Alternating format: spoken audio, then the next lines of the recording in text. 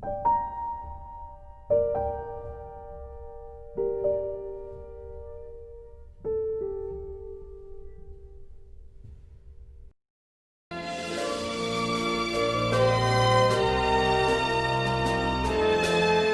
pledge allegiance to the flag of the United States of America and to the republic for which it stands, one nation, under God, indivisible, with liberty and justice for all.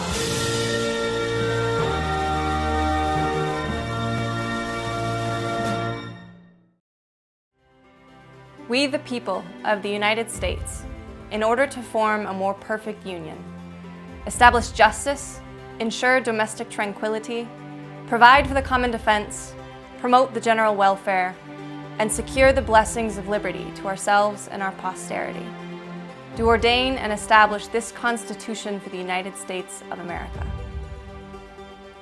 In 1787, when the framers of our Constitution began with "We the people of the United States," in order to form a more perfect union, their intention was for citizens to engage with the Constitution as a living document, one that could be amended to reflect the intelligence, justice, and circumstances of each generation to follow. The framers counted on and expected every citizen to participate in the politics of government, continuing their work towards becoming a more just and perfect union. Even though at that time, the only citizens whose voices were to be heard were those of white male landowners. Throughout history, changes have been made at times of intense social pressure and shifting attitudes.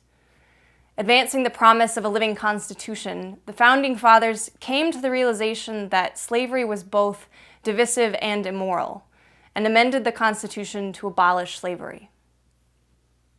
The women's right to vote came about through social consciousness and persistent pressure over a 70-year period, making it clear to the President and Congress what had been intolerable for women. In each case, it was the recognition of injustice and strong public pressure that the Constitution was able to be set into place, the 13th and 19th Amendment, furthering the framers' promise of a living Constitution, addressing oppression, and furthering the work of forming a more perfect union. Where have we come from in our history? And more importantly, where are we going? Will the lure of power and influence blind us to our own detriment? What are the mistakes we've made in the past? And if we choose to continue as a democracy, how do we make certain that we do not recreate these same mistakes for ourselves again? In order to learn from one of our country's biggest mistakes, the internment of Japanese American families held against their will in American concentration camps during World War II, we have to understand the conditions which made it politically feasible and publicly acceptable to deprive American citizens of their constitutional rights. In 1980, a federal commission was created by Congress to study the causes that brought about the internment of nearly 120,000 members of Japanese American families. After 3 years of hearings, in 1983, the Commission on Wartime Relocation and Internment of Civilians published their findings in a report called Personal Justice Denied, citing the 3 main causes of the internment. The first cause was racism. Japanese immigrants began arriving in the United States during the 1880s, replacing Chinese laborers who were no longer welcome. Although the Chinese composed an insignificant number of the nation's population, Congress passed the Chinese Exclusion Act in order to appease worker demands and satisfy prevalent concerns about maintaining white racial purity. The Chinese Exclusion Act of 1882 was the first significant law restricting immigration into the United States. Because the Chinese had been targets of racism, and the new Japanese immigrants had physical characteristics similar to the Chinese, the Japanese people were ostracized, labeled as different, untrustworthy, and treated as less than human. Anti-Japanese agitation also fed on racial stereotypes and the fear of so-called yellow peril. The Asian population seemed to be growing faster than the white population, even though the ethnic Japanese never exceeded 3% of everyone living in California. There was a commonly accepted bogus theory that Japanese could not or would not assimilate into the American culture, and those who spoke English poorly or with a heavy accent were particularly ostracized. As with the Jewish people in Nazi Germany, having been blamed for many of Germany's economic troubles, Japanese Americans were a convenient scapegoat of demagogues eager to place blame for any number of political and economic issues. Because the principal occupation of Japanese immigrants was in agriculture, they received significant hostility from white farmers, who perceived them as an economic threat.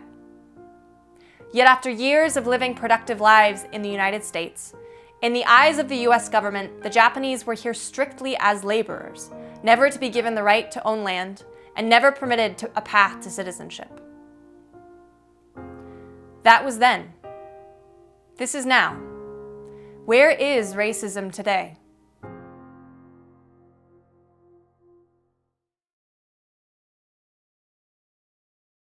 The second cause for the internment of Japanese Americans was determined to be war hysteria, which today would be called the politics of fear or fear-mongering. After the bombing of Pearl Harbor, there was a widespread belief, contrary to all evidence, that the attack had been aided by the sabotage and espionage of ethnic Japanese living in Hawaii. This fear and scapegoating erupted into anger and hate, punishing innocent people by burning their homes, stealing their property, taking their farms and businesses, and otherwise undermining their self-worth, pride, and their sense of personal dignity. From politicians to journalists, in movies and books, in schools, universities, and national organizations, each incited fear through socially accepted derogatory propaganda. Any American of Japanese ancestry was the hated enemy.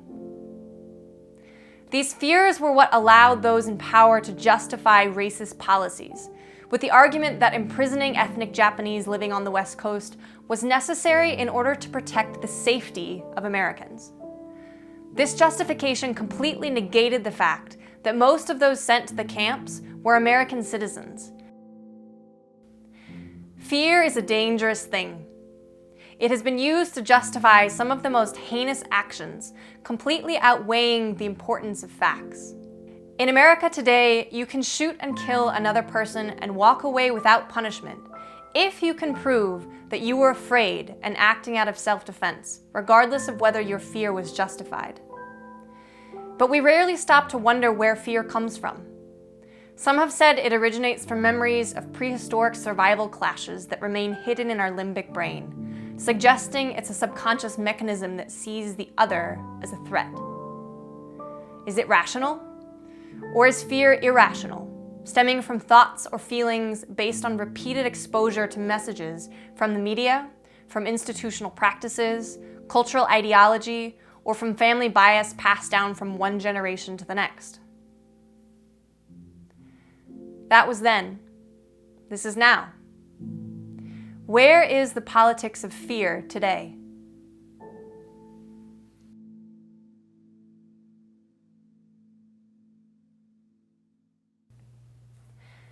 The third cause for the internment of Japanese Americans was determined to be the failure of political leadership. Part of the failure of political leadership was political self-preservation at the cost of Japanese American lives. No politician wanted to be blamed for further attacks on American soil for failing to take action, so even those who felt differently about what was being decided failed to speak out. Decisions based on keeping one's job overrode the actual search for truth. Some agencies in the federal government were for the incarceration, while others were against it. It was never a unanimous decision, but when enough power and influence was brought to bear by both political parties, the decision was made to imprison Japanese Americans living on the West Coast. The president's executive order was a blatant violation of the 14th Amendment. The cause for this breach of the 14th Amendment was later on acknowledged to be a fabrication based on racial fear. The Assistant Secretary of War at the time revealed the prevailing attitude of those in charge when he said, "The Constitution is just a piece of paper to me." Conversely, reports from other government agencies studying the potential threat from Japanese Americans on the West Coast stated that the Japanese people were extremely loyal to the United States and therefore there was no need for imprisoning them because of a so-called military necessity. These reports, however, were never taken into account. President Roosevelt, giving way to his own racial bias and receiving intense political pressure from Congress, violated his only oath of office, namely to preserve, protect, and defend the Constitution of the United States. He signed Executive Order 9066, stating that the Japanese internment was a military necessity. On February 19, 1942, the president sentenced nearly 120,000 innocent people to American concentration camps. That was then. This is now. Where is the failure of political leadership today?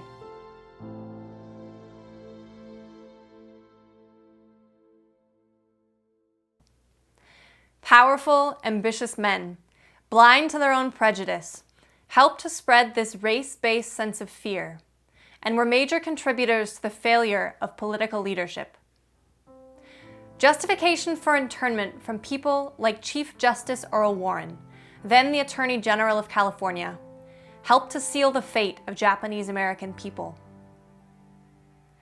Following Japan's attack on Pearl Harbor on December 7, 1941, Warren organized the state's civil defense program, warning in January of 1942 that the Japanese situation as it exists in this state today may well be the Achilles heel of the entire civil defense effort.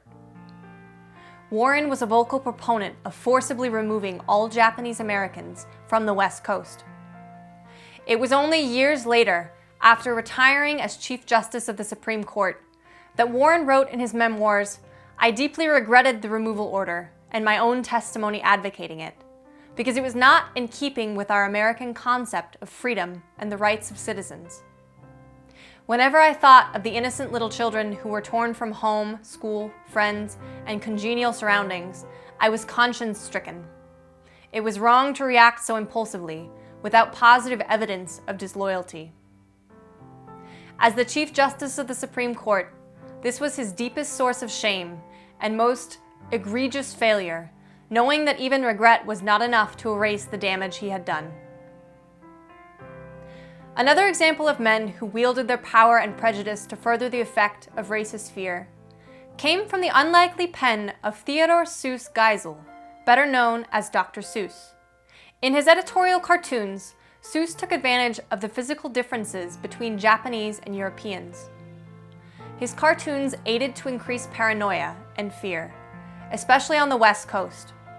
Later on, however, as he began to understand how his work was supporting the spread of anti-Japanese propaganda, Seuss worked to make amends for what he had done. He traveled to Japan to experience and learn who the Japanese people really were. Upon his return, he wrote the book Horton Hears a Who, in which he stresses the power of a single voice making all the difference for the people of a tiny city called Whoville. When you look at the three causes of internment cited by the Commission, namely racism, war hysteria, or the politics of fear, and the failure of political leadership, it's not difficult to find parallels in our current political system. The evidence is in the way immigrants are scapegoated for stealing jobs, or the fear-mongering around terrorism and American Muslims, and the extreme polarization and culture wars that plague our system. If we want to answer the question, could this happen again, we have to examine how fear operates in America today. Are minority groups seen consciously or subconsciously as a threat, whether economic, cultural, or physical, to the point that depriving them of civil rights would be justified? Does fear make it more acceptable to detain immigrant children in cells or impose blanket travel bans on entire countries? If there is a lesson to be learned from the Japanese internment, or the Holocaust, or any subjugation, internment, or genocide of minority, it's that none of these examples are carried out solely by a handful of self-serving men. They were carried out with the consent of thousands of otherwise good people, whose non-involvement made them complicit in an atrocious infringement on human rights. In order to convince good people to deprive others of their rights, you have to make good people think it's for their own protection. that their fear is rational and thus their actions are justified. If we begin with this belief that all evil is done by people who believe they are doing good, at some point we have to look in the mirror and ask what our own role is in the perpetuation of racism and injustice in the United States. In January of 1838, President Abraham Lincoln gave a speech to a group of young men at the Lyceum in Springfield, Illinois, on the perpetuation of our institutions. He said, in essence, the end of our republic would never come from a foreign attack. All the armies of Europe, Asia, and Africa combined could not, by force, take us. If it ever reaches us, it will spring up from amongst us. It cannot come from abroad. If destruction be our lot, we must ourselves be its author and its finisher. As a nation of free people, we must either live through all time or die by suicide. Both politically and socially, we will always be at a crossroads, a decision place where political challenges and personal involvement in our country will test us. Threatening conditions of racism, the politics of fear, and the failure of political leadership, along with a flagrant appetite for power and influence, will always be at hand and will either make us a nation of grateful immigrant descendants or break us as a failed democratic experiment. Our first president, George Washington, expressed genuine concern that the alternate domination of one political party over another, allowing one party to enjoy temporary power over the government, would be used to obtain revenge on the other. Washington understood that if a wise people did not do their duty to discourage and restrain the overzealous development of political parties, it would be the end of America and the Constitution.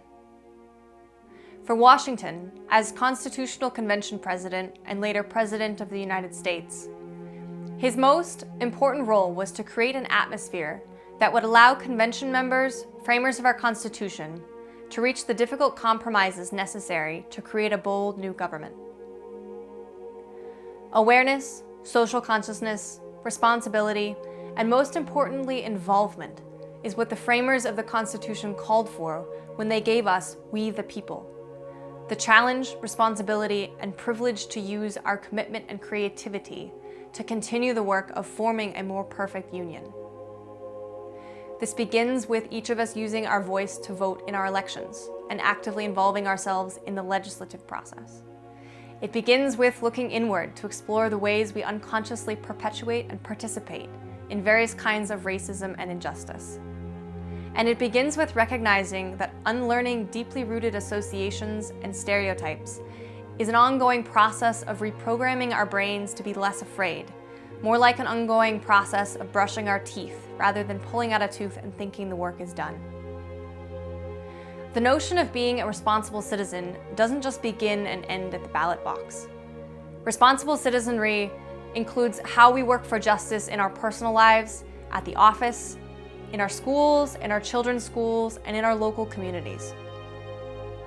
Our choice and our challenge today is to further the Constitution's promise by engaging our talents, our hard work, our creativity, and our imaginations, whatever it takes, to reinvent ourselves and our country. This isn't the time for business as usual. This is the time for each of us to involve ourselves, standing up for what we believe in, working diligently and purposefully to make it happen. Our families are counting on it. Our neighbors are counting on it. And our country is counting on it.